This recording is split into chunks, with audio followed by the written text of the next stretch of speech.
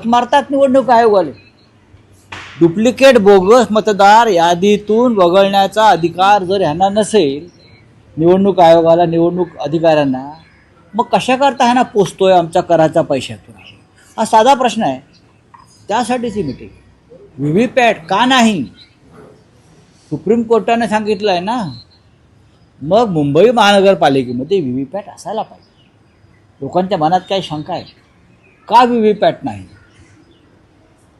प्रत्येकाला मतदानाचा अधिकार जर मिळायचा असेल तर ऑनलाईनवरती जे काय मतदार नोंदणी आणि डिलिशन सुरू आहे, हा एक मोठा फ्रॉड भारतीय जनता पक्षाच्या IT सेलनं सुरू केलेला आहे, मिंदे गटानं सुरू केलेलं आहे. हे थांबावं असं निवडणूक आयोगाला वाटत नाही.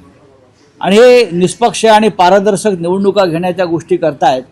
हे अत्यंत एक डर्टी प्रकरण आहे, अत्यंत घाणेरडं प्रकरण आहे.